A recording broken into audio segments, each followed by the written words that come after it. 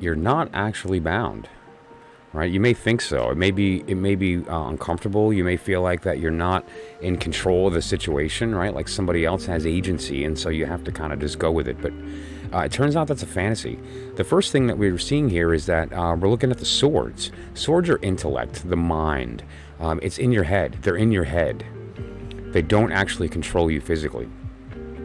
Secondly, here is the actual image. If you look at the image here, I love the version here and the lights here. This person is sitting there, and the reflection in the mirror is bound, but in reality they're not. And that's actually what we're seeing here. Okay.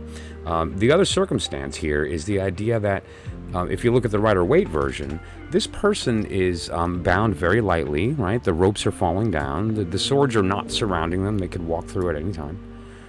And the idea of judgment is that the situation is inevitable. There's no avoiding it. And so it comes to whether or not you are correct, whether or not you have done the proper work.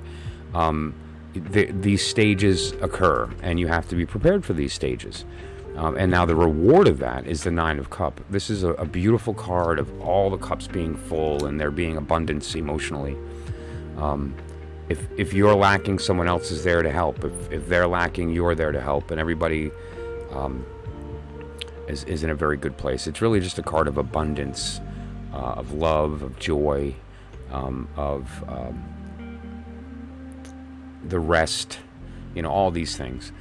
And so now the reverse is also true. If you continue to stay in the place of this mirror instead of seeing the reality, you prevent this transfiguration. You prevent this ascendance.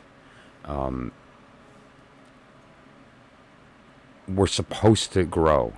And when you hold somebody back from growing, whether it's that yourself allowing somebody else or forcefully were held back, all kinds of things come from that. Mental disorder, physical disease, spreading that malady to the rest of the world through negative behavior and these kinds of things.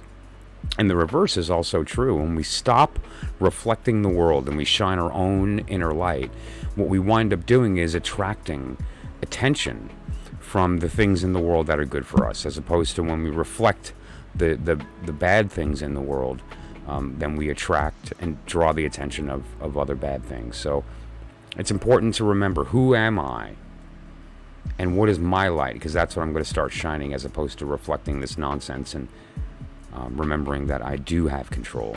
I'm not bound. I just think I am, right? Okay, so that's the message. Have a great birthday, and we'll see you next time.